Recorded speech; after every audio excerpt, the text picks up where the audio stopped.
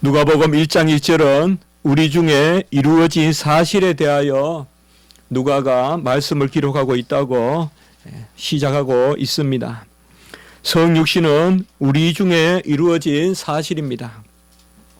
이것은 분명한 역사적 사건이고 실제적 사건입니다. 영원히 계신 제2위 하나님, 로고스 말씀, 요한복음 1장 1절에 그 말씀, 그 제2위 하나님, 성자 하나님이 육신이 되신 것입니다. 곧 사람이 되신 것입니다. 이 영원하신 말씀은 그 안에 생명이 있었고 이 생명이 사람들의 빛으로 나타났습니다. 그래야 요한복음 1장 4절에서는 바로 그 말씀 안에 생명이 있다고 증거했고 요한 1서 1장 1절과 2절에는 그 생명의 말씀이 우리에게 나타났으니 그것이 빛이다라고 이렇게 말씀했습니다. 그 주님의 빛은 보이는 빛이 아니나 바로 생명이 우리에게 나타나는 생명을 주시는 그 빛이라는 것입니다. 육신이 되심은 말씀이 변화되어서 육신으로 바뀌었다는 것을 의미하지 않습니다. 세상에서는 무엇가 무엇이 되었다라고 말하면 변화를 의미하지만은 성육신은 그러한 변화를 의미하지 않습니다. 하나님이 하나님이신 채로 그대로 계시면서 사람이 되신 것입니다. 세상은 이러한 되심을 이해할 수가 없습니다. 오직 신비하고 오직 성경만이 전하는 그러한 신비한 비밀스러운 나심입니다. 이 땅에 오신 주님, 사람이 되신 하나님의 영원하신 말씀, 그 말씀에 독생자의 영광이 있었다고 했습니다. 요한복음 1장 14절에 보면 이 독생자의 영광은 영원한 하나님의 영광, 삼위일체 하나님의 영광입니다. 삼위일체 하나님의 영광이 그대로 있는 가운데 이 땅에 오신 예수 그리스도, 그 안에는 은혜와 진리가 충만하였다라고 말하고 있습니다. 길이요 진리요 생명이요 은혜요 진리가 충만하다는 것입니다. 주님은 하나님이시고 사람이시기 때문에 우리가 붙들 수 있는, 만질 수 있는, 그리고 함께 동행할 수 있는 그런 친구와 같은 길이 됩니다. 그리고 그분은 하나님이시기 때문에 은혜가 됩니다. 그래서 진리와 은혜와 진리가 충만하다라고 이렇게 말씀했습니다. 세례 요한은 요한복음 1장 15절에 보면 예수님을 분명히 이 사람이라고 칭했습니다. 이 사람이, 지금 내게 오는 이 사람이, 그리고는 내 뒤에 오시는 이가 나보다 앞선 것은 나보다 먼저 계십니다 라고 이렇게 말씀합니다. 내 뒤에 오시는 이, 오늘 말씀과 같이 6개월 후에 예수님이 잉태되죠. 바로 엘리사벳이 잉태한 후에 마리아는 6개월 후에 잉태합니다. 그러므로 예수님은 분명히 세례 요한보다 뒤에 오시는 분입니다. 내 뒤에 오시는 이가, 그런데 나보다 앞선 것은 나보다 먼저 계심이라. 분명히 늦게 잉태되어서 늦게 나신 이 예수님이 세례 요한 자신보다 앞선 것은 그는 나보다 먼저 계십니다 라고 이렇게 말씀합니다. 이것은 바로 영원하신 하나님을 뜻하는 것이죠. 나시기 전부터 계신 그 하나님, 나시기 전부터 영원하신 하나님의 아들 독생자로 계신 그분이 이제 이 땅에 오신 것입니다. 예수님은 하나님의 아들로서 그 하나님이신 채로 그 영광 가운데 오시되 여자의 몸속에서 잉태되셨고 때가 되어 탄생하신 것입니다. 예수님은 여자의 몸에서 우리와 다름없이 잉태하였고 그리고 여자의 몸을 찢고 우리와 다름없이 탄생하셨습니다. 나셨습니다. 다만 우리와 다른 것은 예수님의 잉태는 성령으로 잉태하셔서 동정녀 마리아에게서, 처녀 마리아에게서 나시게 되는 것입니다. 이러한 성육신이 바로 나사렛에서 있었습니다. 우리는 오늘 구주 강림에 대한 그런 성시 교독을 했는데요. 예수님이 이 땅에 오신 것은 엄밀히 말하면 베들레헴의 나심이 아니라 나사렛의 잉태되심입니다. 성육신은 나사렛에서 있었습니다. 나사렛에서 우리가 모태에서 조성되면서 우리의 생명이 시작이고, 지금 우리 안에는 아직 출생하지 않은 우리 해중에는 그런 복중의 생명도 있잖아요. 이미 주님께서 조성하신 것이에요. 생명의 시작이 된 것입니다. 그래서 주님께서는 나사렛에서 잉태하시고, 그리고 베들레헴에서 그렇게 출생하게 되시는 것입니다. 오늘 이 말씀은 바로 천사 가브리엘이, 이 천사는 엘리사벳 또 사가랴에게도 나타났던 천사인데, 이제 이 그 동일한 천사 주의 전령 가브리엘이 나사렛, 갈릴리 나사렛에 정혼한 그런 처녀 마리아에게 나타나셔서 아기 예수를 낳을 것을 고지하시는, 우리가 보면 성하에도 보면 수태고지다 그런 성하가 있죠. 많은 사람이 수태고지 이런 그림을 그렸는데요. 바로 마리아가 잉태할 것을 천사가 고지하는 그것이 바로 오늘 내용이 되겠습니다. 나사렛은 참 아름다운 곳입니다. 인상적인 곳이고요. 나사렛은 위로는 갈릴리의 그런 높은 그런 산지가 있습니다. 고원지대가 있고, 그리고 밑으로는 이스라엘 평원, 어떻게 보면 가장 넓은 평원이라고 할 수 있겠습니다.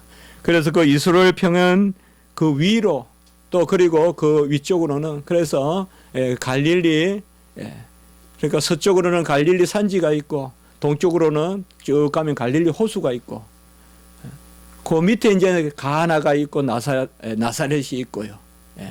그리고 이제 그 밑으로는 뭔가 하면 이스라엘 평원이 쫙 펼쳐집니다.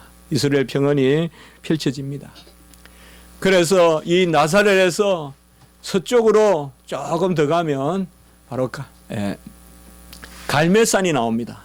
우리가 엘리야의 갈멜산 사건 잘 알잖아요. 그래서 갈멜산은 거의 지중해와 붙어 있습니다. 그래서 갈멜산에 올라가면 지중해 바람이 느껴진다예요. 그래서 갈멜산에서 조금만 더 서쪽으로 가면 이제 지중해, 성경 시대 때는 대해라고도 부릅니다. 큰 바다. 그 지중해가 있습니다. 그 당시에는 더 큰 태평양, 대서양, 인도양을 알 수가 없으니까 지중해가 가장 큰 바다라고 생각한 거죠. 그래서 대해가 있죠. 그리고 또 오른쪽으로, 그래서 동쪽으로 가면 무슨 산이 있는가 하면 다볼산이 있습니다. 다볼산. 우리가 다볼산이라면 누굽니까? 바로 여사사 드보라가 장군 바락과 함께 가나안의 왕 야빈을, 하소랑 야빈을 물리치는 것이죠. 그 다볼산이 이제 또 동쪽으로 있습니다. 그래서 다볼산과 동쪽으로는 다볼산, 그리고 서쪽으로는 갈멜산, 위쪽으로는 갈릴리의 고원, 그리고 아래쪽으로는 이스라엘 평원, 그 중간에 아주 평화롭게 자리 잡고 있는 곳, 그래서 생명력이 넘치는 곳, 그곳이 바로 나사렛입니다. 여러분들께서 여행가 보시면 알겠지만은 나사렛은 그저 평지만도 아니고 조금 이렇게 제 인상으로는 도시가 이렇게 청계같이 되어 있어요. 언덕에 이렇게 참 아름다워요. 정말 아름다워요. 그 아름다운 그 나사렛 도시거든요. 거기서 이제 조금 더 가면 가나, 최초의 기적을 일으킨 가나라는 곳도 또 역시 아름답고요. 그런 나사렛, 아가스의 무대라고도 볼 수 있겠어요. 아가스에는 여러 장소의 이름이 나오지만은 특별히 아가스에 나오는 수선화나 백합화, 백향목, 그리고 아름다운 골짜기, 이러한 사랑을 속삭이는 그런 장소라고나 할까요? 사랑의 땅이라고나 할까요? 이곳이 나사렛이라고 할 것입니다. 어떻게 보면 하나님이 가장 아름답게 이스라엘 땅에 숨겨놓은 곳이라고도 볼 수가 있습니다. 이곳이 바로 나사렛 땅입니다. 이러한 하나님이 천혜의 그런 아름다움을 주신 곳이 나사렛인데, 이러한 하나님의 은혜가 깃드는 땅에는 사람의 욕심도 깃들죠. 이 부분은 말 안 하고 넘어가면 좋겠는데, 분명히 좋은 땅에는 보면 또 도덕도 덜 끓고 전쟁도 많은 법이죠. 그래서 이 나사렛은 특별히 또 전쟁도 많고 상인들이 다니는 갈릴리 아랫길이라는 게 있어요. 길이 세 가지가 있거든요. 저 그 가이사라 빌립보로 올라가는 길이 있고, 갈릴리 북부로 해가지고 갈릴리 호수로 가는 길이 있고, 갈릴리 아랫길이 있어요. 그 갈릴리 아랫길은 어디로 가는가 하면 저기 요빠 해변길이라고 해요. 해변길. 저 남쪽 요빠 그쪽에서 쭉 올라와가지고, 이게 이제 애굽이 전쟁 때마다 이 길을 타고 올라와요. 그래서 이 길로 가다가 제일 먼저 이스라엘하고 본격적으로 이스라엘 평원에서 만나는 곳이 어딘가 하면 머깃도예요. 이게 요한계시록에는 아마겟돈이에요. 아마겟돈. 그러니까 가장 전쟁이 많고, 어쨌든 인류 최후의 전쟁이 일어날 곳이라고 많은 사람들이 생각하는 곳이 바로 아마겟돈. 그곳이 바로 이 머깃도인데요. 이 머깃도를 지나서 그 갈릴리 길을 가다가 나사렛을 거치게 돼요. 그래서 나사렛은 상고, 곧 상인들이 많이 다니는 길이고, 전쟁이 많이 일어나는 길이고, 그 아름다움에 비해서 또 이런 외침도 많고 또 많은 사람들이 들락날락 거리는 곳인데요. 이러한 성격과 더불어 이 나사렛에선 우리가 하나 꼭 기억할 것이 바로 회당이, 큰 회당이 있었어요. 이게 이제 나중에 우리 예수님께서 나사렛 회당에서 이사야 선지서를 펼쳐가지고 읽으시잖아요. 그 회당이 있고, 이 나사렛에는 24반열의 제사장 지파들이 제비를 뽑아서 예루살렘 성전을 섬기러 올라갈 때 모이는 집합소라는 곳이 있어요. 제가 최근에 이스라엘의 그런 역사를 두 권 책들을 좀 읽어보고 있는데요. 그런 것을 보면서 제가 조금 오늘 말씀을 더 드리는 것입니다. 그래서 이 나사렛에서는 종교에도 중심지예요. 종교의 중심지가 돼요. 그래서 우리가 24반열, 그 24반열 중에 제비 뽑아서 성전에 들어가서 바로 아기를 낳으리라는 고지를 받은 사람이 누구예요? 사가라잖아요. 세례 요한의 아버지. 그 사가라도 시골에서 올라온 사람이에요. 그런데 전부 그 예루살렘 근처에만 살던 사람이 아니란 말이에요. 그 성전을 수종도는 바로 제사장이 모여서 이제 반열이 뽑히면 모여서 준비하던 곳이 바로 이 나사렛에 있었습니다. 왜 이렇게 제가 길게 나사렛을 소개하는가 하면, 이 나사렛의 성격을 보면 우리 예수 그리스도의 행적이 좀 보여요. 예수님이 나사렛에서 자라시잖아요. 그래서 나사렛 예수고, 나자렌, 영어로 나자렌 이러면 나사렛인 예수라고 불리시는데, 왜 예수님을 나자렌이라고 부를까요? 물론 나시린이라는 이름하고도 관계가 돼요. 구약의 나시린과 나사렛하고 연결이 되기도 해요.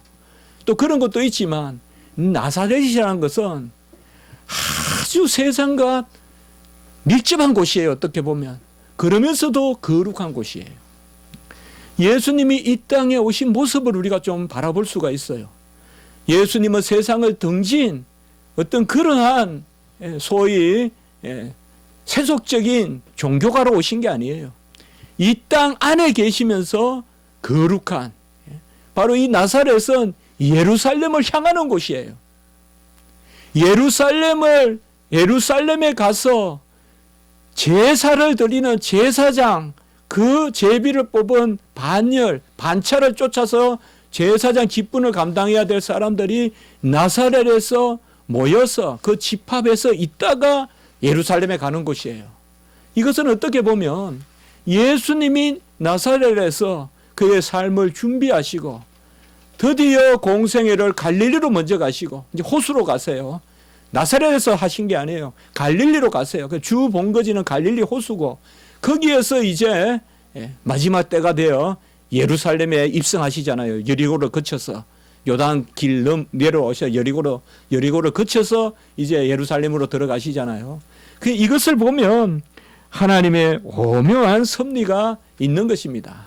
예수님을 나사렛에 나게 하신, 거기서 자라게 하신, 여기에 나사렛에 특별히 우리가 또 하나 기억할 것은 이 나사렛 사람들은 순수하고 직설적이고 간혹은 다혈질적이지만은 상당히 용감했고 민족적이었어요.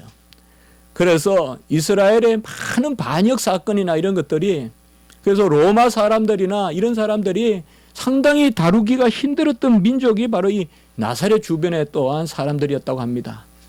그래서 우리가 성경에 보면 열심당이 있죠. 이 열심당의 본거지가 바로 나사렛이에요.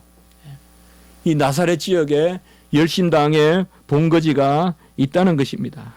특별히 이 나사렛 지방의 신앙은 예루살렘과 같이 아직까지 더러워지지 않았어요. 이때만 해도 예루살렘의 신앙은 벌써 서기관, 바리새인, 사두개 전부 다 썩었어요. 안나스, 가야바, 우리가 생각하는 것보다 훨씬 썩었어요. 입에 담지 못할 정도로 썩었어요. 예루살렘의 성전은 예루살렘에 있지만 썩었어요.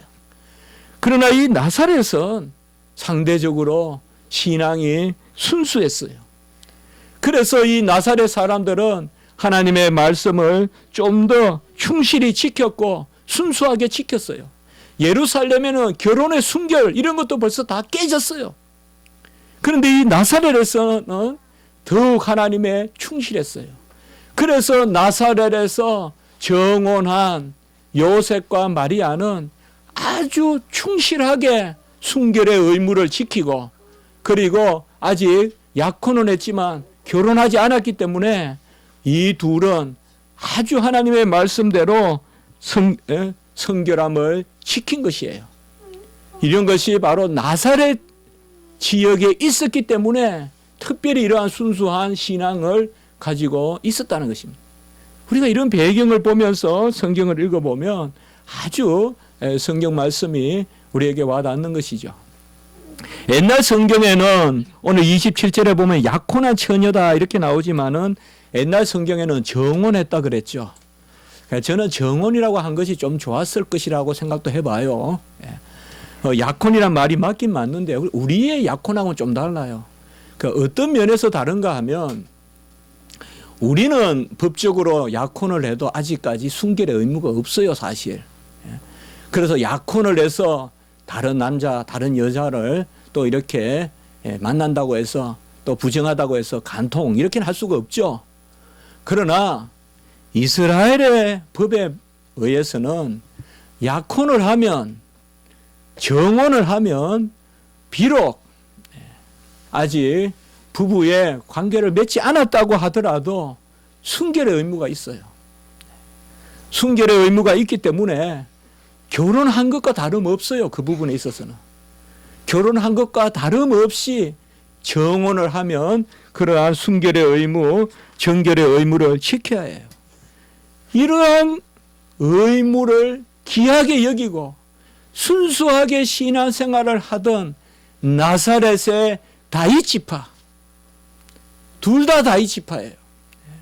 요셉도 다윗지파, 그와 정혼한 마리아도 다윗지파. 다만 마리아는 외가 쪽으로 레위지파라고 생각해 볼 수가 있어요. 그래서 이 마리아와 엘리사벳이 친척이 되는 거예요. 어떻게 보면 이들은 아주 순수하게 그러한 정결의 의무를 지키는 가운데서 마태복음 1장 18절에 보면 요셉과 약혼하고 동거하기 전에 성령으로 잉태된 것이 나타났더니, 자, 이렇게 되면 이것은 이제 큰일이죠.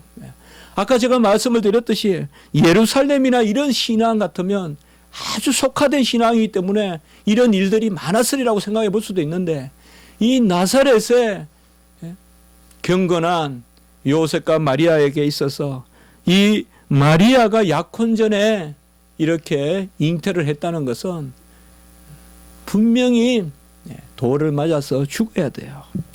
돌로 쳐서 죽임을 당할 수밖에 없는 신명기 22장 13절에서 21절에 가보면 신명기 22장 13절에서 21절에 가보면 그런 말씀이 나오거든요. 약혼을 하고 정혼을 하고 두 가지 경우가 나타나요, 여러분들. 이제 정혼을 했는데 남자가 싫은 거예요, 여자가. 여자가 싫어가지고 이제 흠잡을 데가 없으니까 헤어지려면 한 가지밖에 없거든요. 여자를 부정하다고 거짓으로 알리면 그 남자가 배상을 하고 그 여자를 아내로 맞이해야 돼요. 여기 한 가지가 있고, 두 번째는 진짜 여자가 부정해서 약혼을 하고 정혼을 하고 여자가 부정했을 때는 남편이 이를 알리고 그리고 그 여자는 돌로 쳐서 죽임을 당하는, 그게 바로 구약의 법입니다. 어떻게 보면 요셉은 아주 어려운 지경에 있었습니다. 그런데 마태복음 1장 19절에 계속되는 말씀에 보면 요셉은 의로운 사람이라 이를 가만히 끊고자 하였다라고 이렇게 말씀이 나옵니다. 의로운 사람이 뭘까요? 상당히 어려운 말씀이라고 할 수가 있어요. 의로운 사람이라면 율법대로 하면 되는데 율법대로 하면 이것을 고하고 마리아는 아주 죽음의 벌을 받아야 되는, 그렇게 한다고 해서 우리가 요셉을 의롭지 않다고 할 수가 없어요. 그런데 의로운 사람이라 가만히 끊고자 하였다, 이 말은 의로운 사람이라 그냥 마리아를 결혼할 수가 없어요. 이것은 밝혀지기 때문에 안 돼요. 그냥 없는 일로 숨겨두고 가만히 관계를 끊고자 했다는 거예요. 이 부분에 대해서 많은 연구가 있었어요, 여러분들. 여러분들이 성경을 읽을 때마다 생각날 것 같아서 제가 말씀을 드려볼게요. 이 당시에 아까 제가 나사렛의 신앙의 그 아주 순수함을 이야기했죠. 근데 이 나사렛 사람들은 이 신명기 22장 말씀을 해석하면서 어떻게 해석을 했는가 하면 랍비들이 사람은 법정에서 자기 아내에게 수치를 안겨주어서는 안 된다, 이런 랍비의 미드라시 가르침이 있었어요. 사람은 법정에서 자기 아내에게 수치를 안겨주어서는 안 된다.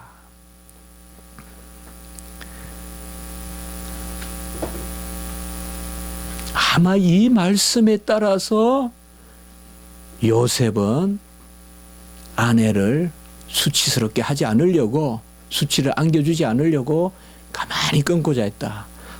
이렇게 생각해 보면 요셉은 목수지만은 상당히 말씀에 깊은 이해가 있었다고 볼 수가 있어요, 우리가요. 그래서 아기 예수 그리스도가 어릴 때부터 지혜와 키가 자라갔는데 그 당시에는 세계 어디보다 발달한 게 이스라엘은 학교예요. 학교가 있었어요. 그 예수님은 분명히 지방의 학교에 다니셨어요. 그 학교는 율법을 가르치는 학교죠. 그러한 바깥에서 학교에서 배우셨고, 요새 많은 이야기가 구약의 학교 이야기도 나오는데요. 분명히 여기 나사렛에도 학교가 있었어요. 거기에서 예수님이 우리가 배웠다고 볼 수 있고, 그리고 요셉도 말씀을 깊이 받아들이고 이해했던 사람이다. 그래서 의로운 사람이라 가만히 끊고자 했다.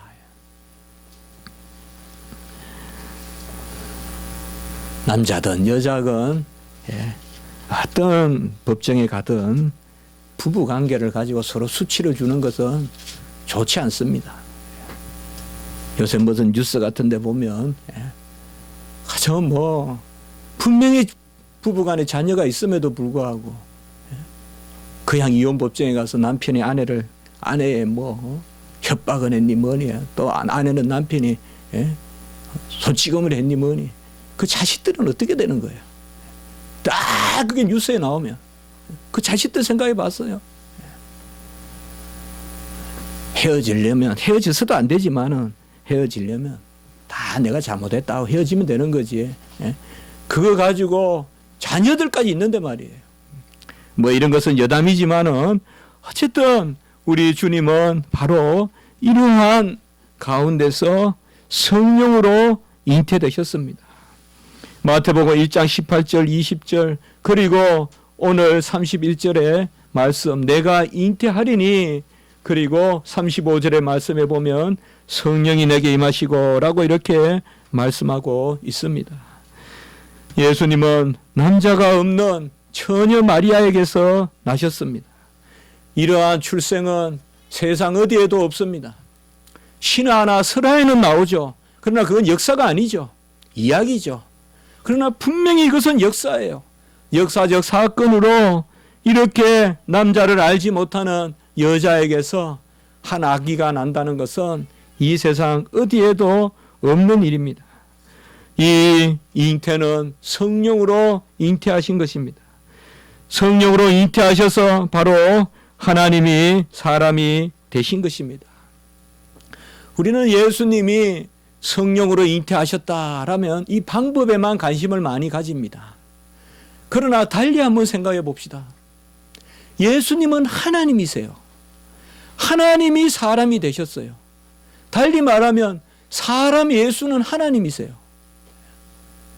그러면 어떻게 인간이 인간적인 방법으로 하나님이시자 사람이신 그런 아들을 낳을 수 있겠어요?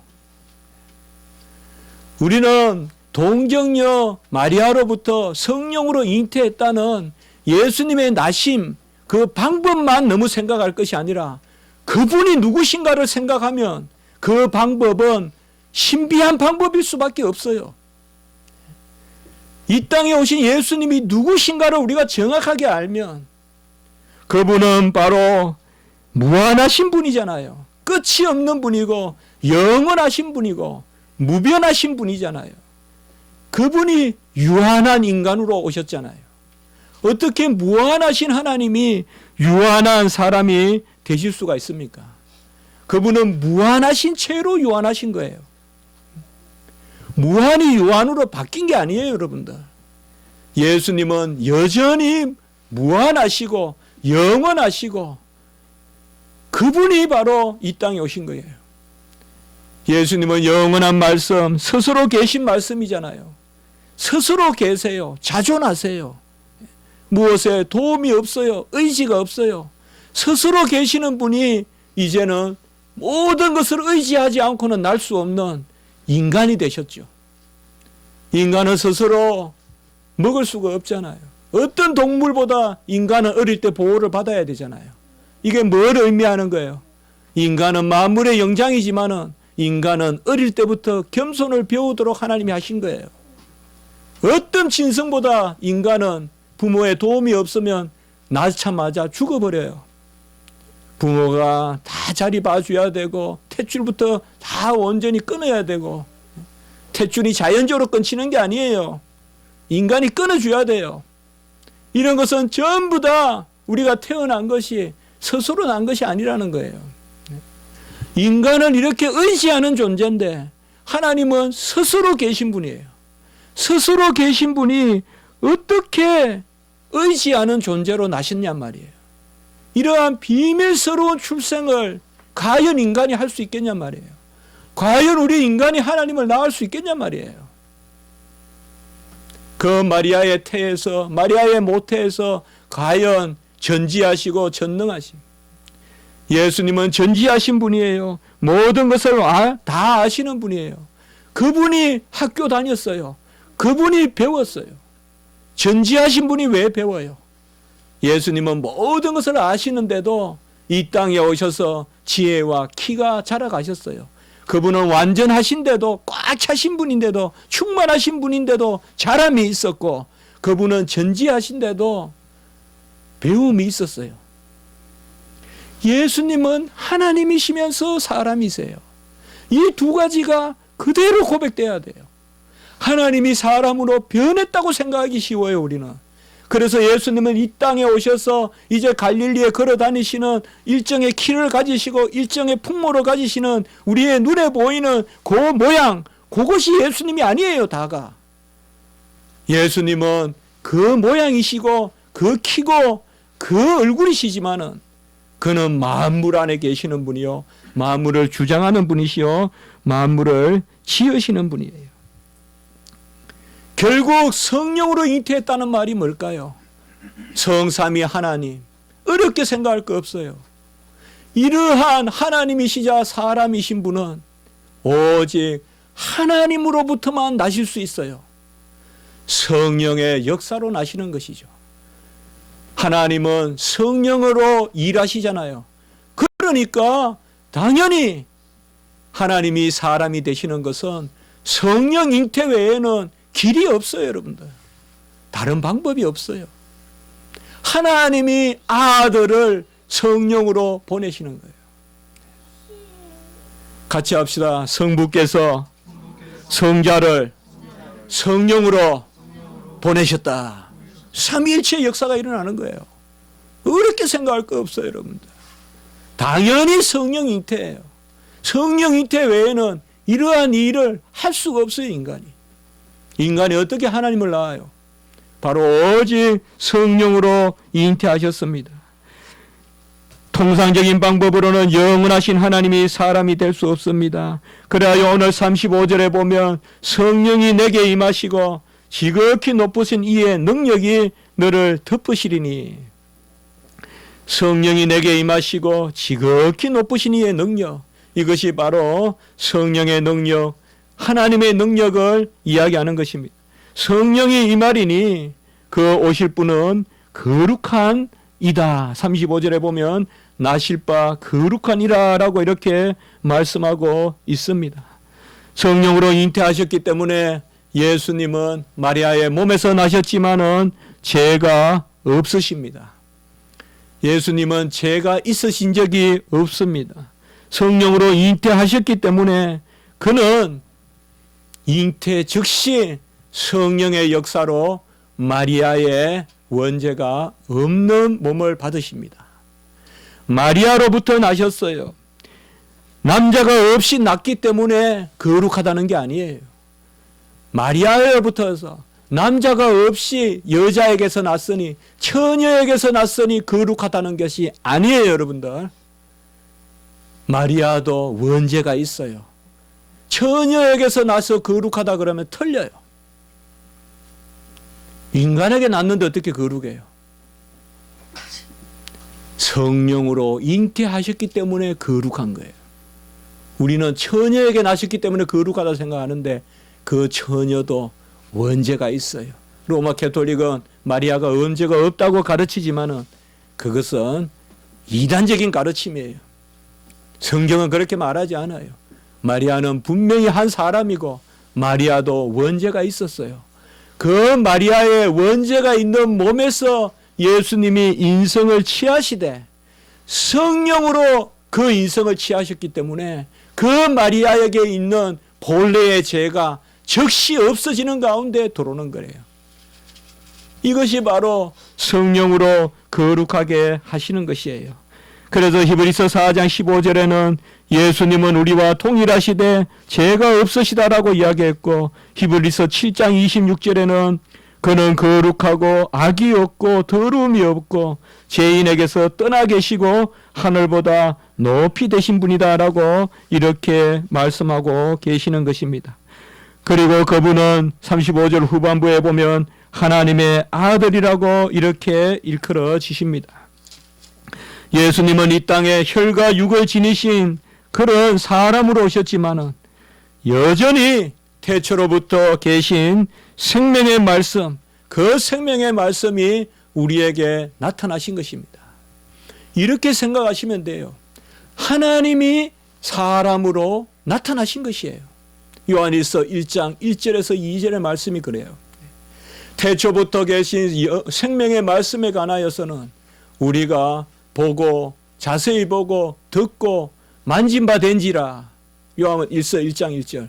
그러니까 태초로부터 계신 하나님의 말씀이, 그 말씀은 생명의 말씀인데, 아까 요한복음 1장 4절에도 말씀드렸죠.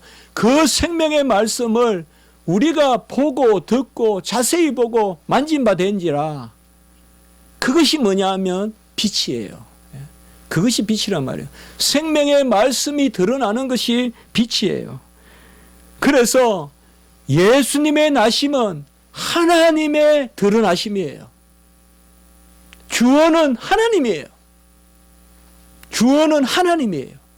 영원히 계신 하나님, 제2위 하나님, 독생하신 하나님, 성자 하나님이 때가 되어 드러나신지라. 요한일서 1장 2절에 그렇게 말씀하고 계시는 것입니다. 그분은 여전히 하나님으로서 사람이 되신 것입니다. 그리하여 골로새서 2장 9절에는 그 안에는 신성의 모든 충만이 육체로 거하시고 라고 말했습니다. 신성의 모든 충만함이 육체로 거하시고 라고 이렇게 말씀하고 계시는 것입니다. 이러한 일들이 어찌하여 일어나느냐? 오늘 28절의 말씀 우리가 앞부분에 가보면 은혜를 받은 자여 평안할지어다 주께서 너와 함께 하시도다 라고 28절에 말씀하고 있습니다. 은혜를 받은 자여, 마리아를 뜻합니다.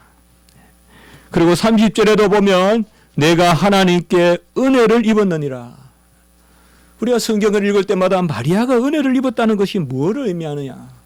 왜 여기에서 은혜라는 말을 썼을까요?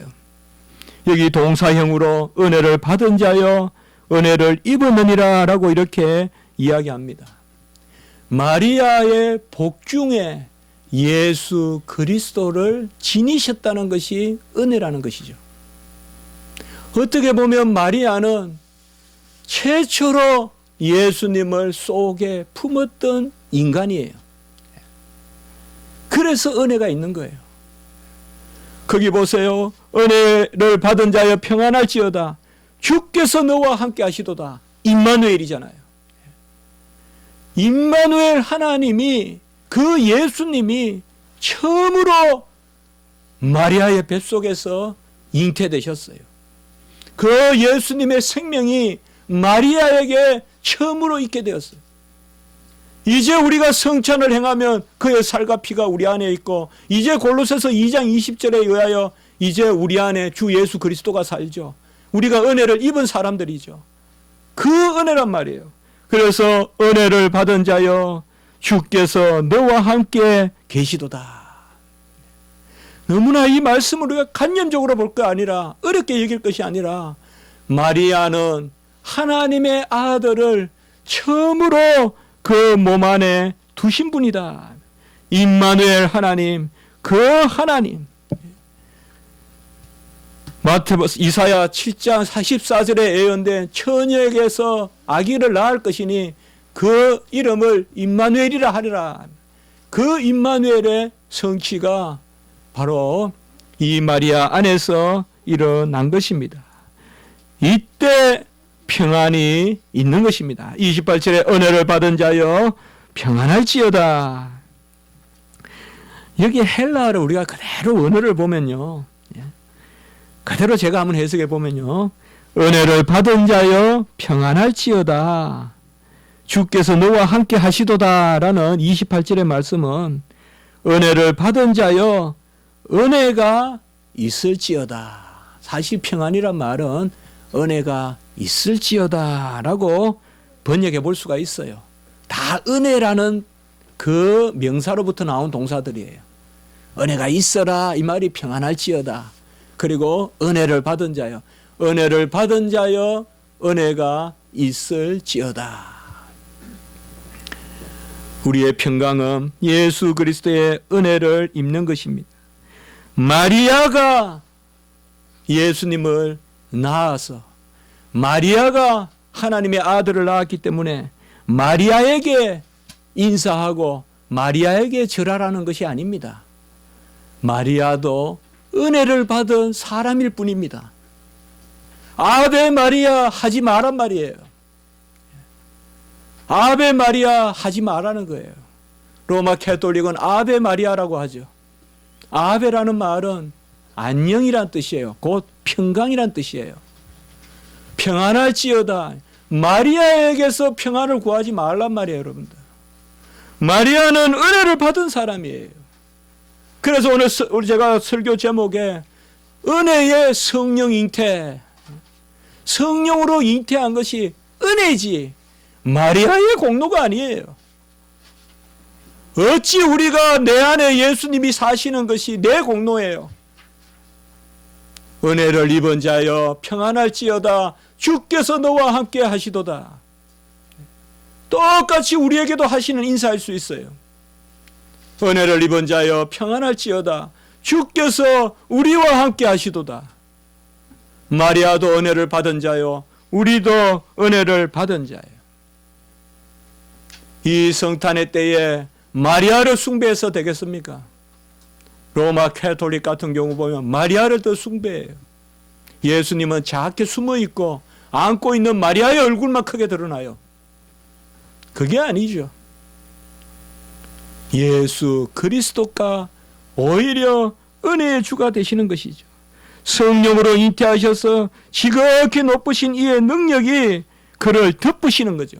마리아가 한 것이 아니죠. 마리아는 성령의 은혜에 덮임을 받는, 구름과 같이 덮은 거죠. 구름과 같이 빽빽한 은혜 가운데서 마리아가 아기 예수 그리스도를 낳으신 거죠. 우리가 에베소서 1장 6절에 보면 그가 사랑하시는 자 안에서 우리에게 거저 주시는 바 그의 은혜. 그가 사랑하시는 자가 그리스도거든요. 그리스도 안에서 우리에게 거저 주시는 바 그의 은혜.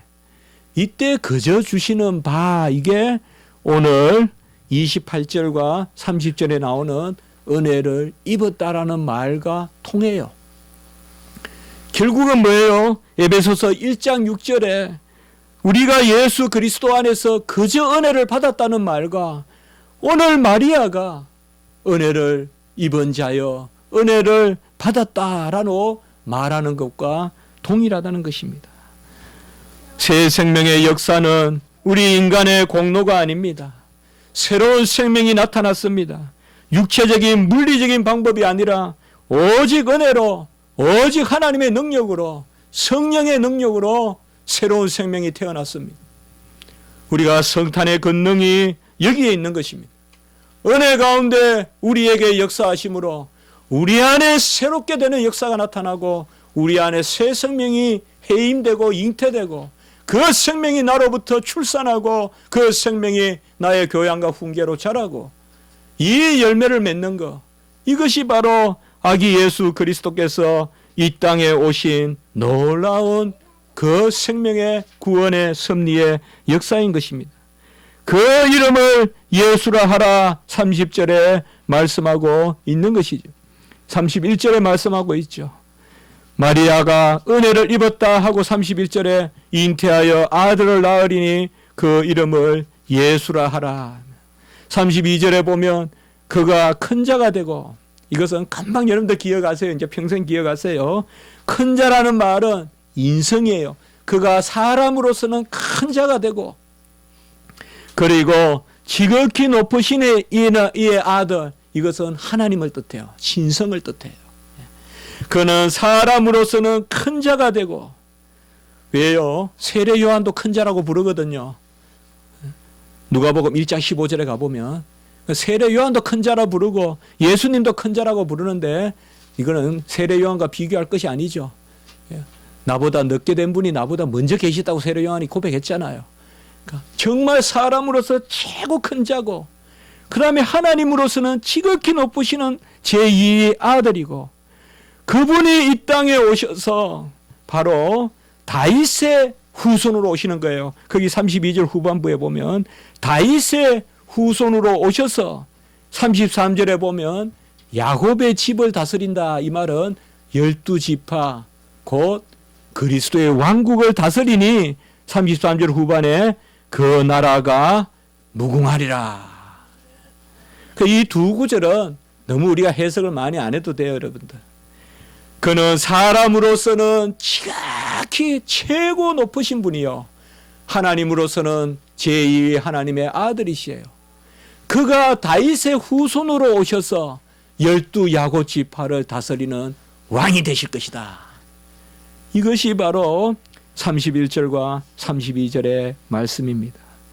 그러면 우리가 이 모든 일들의 역사 가운데, 성유신의 이러한 은혜 가운데 우리의 모습은 어떤 모습이어야 할까요? 여기에서 우리는 마리아에게 교훈을 얻을 수가 있습니다. 마리아는 우리가 본받아야 될 믿음의 교훈은 줄 수 있지만, 마리아를 숭배해서는 안 됩니다. 마리아에게서 배울 교훈이 뭘까요? 그것이 37절입니다. 대저 하나님의 모든 말씀은 능하지 못하심이 없느니라. 같이 합니다. 하나님의 모든 말씀은 능치 못함이 없느니라. 그러니 우리가 나는 성육신을 못 믿어. 남자가 없이 어떻게 아기가 나? 이게 답이에요. 하나님의 말씀은 능치 못함이 없느니라. 동정녀 잉태를 믿을 수 없으면 부활을 믿을 수 없어요. 부활을 믿을 수 없으면 십자가를 믿을 수 없어요. 십자가와 부활을 믿을 수 없으면 성령의 임재를 믿을 수 없어요. 주의 말씀이면 능치 못함이 없을 것이다. 없느니라 라고 말씀하자 38절 같이 합니다. 주의 여종이오니 말씀대로 내게 이루어지이다. 자, 우리가 믿음으로 우리 자신에게 한번 이야기합시다. 해보세요. 주의 종이오니 말씀대로 내게 우리 가정에 이루어지이다. 이것이 바로 예수님이 이 땅에 오신 성육신의 비밀이자 섭리입니다. 그날이 12월 24일이어도 괜찮고 25일이어도 괜찮아요. 내년 3월이어도 괜찮아요. 우리의 성육신의 의미는 연중 이 겨울에 한 주간만 우리가 새길 것이 아니라 1년 내내 새겨야 돼요. 1년 내내 우리 안에서 주의 말씀이 능치 못함이 없으니 주의 말씀대로 종이 주의 종이오니 말씀대로 내게 이루어지이다. 다시 한번 합시다. 주의 종이오니 말씀대로 내게 이루어지이다. 기도드리겠습니다. 거룩하고 자비로우신 하나님 아버지, 감사 영광 우리를 위하여 아기 예수 그리스도 이 땅에 오시고 다 주시고 다 어렵다 하심을 감사를 드립니다. 우리 안에 새 생명을 잉태하게 해주시고 오직 은혜를 잊게 해주시고 이제 우리 안에 임마누엘로 살게 하시며 이제는 주의 말씀대로 내게 이루어지이다 믿음의 고백을 잊게 하시니 감사합니다. 예수 그리스도 이 땅에 오시는 그 창조의 회복과 놀라운 평강과 위로가 넘치는 그런 아버지여 역사가 있게 해주시고 세상의 전쟁과 기근과 서로 다툼과 시기와 반목과 질투가 사라지게 하시고 특별히 아버지여 교회도 하나 되게 하시고 이 사회도 하나 되게 하시고 남북도 하나 되게 하시고 지금 또 저 아프리카 남수단에 또 전쟁이 일어나고 세계 곳곳에서 전쟁 소문이 일어나는데 하나님 아버지 태국도 지켜주시고 시리아도 지켜주시고 저 이집트도 지켜주시고 남수단도 지켜주시고 무엇보다 아버지여 지금 혼미한 저 북한도 지켜주셔서 이 아기 예수 그리스도의 평강이 아버지여 처치에 증거되는 생명의 빛의 역사가 나타날 수 있도록 인도하여 주시옵소서. 모든 것이 믿음으로 우리에게 내게 이루어질 줄 믿습니다. 감사하고 구주 예수 그리스도 이름으로 기도드리옵나이다. 아멘.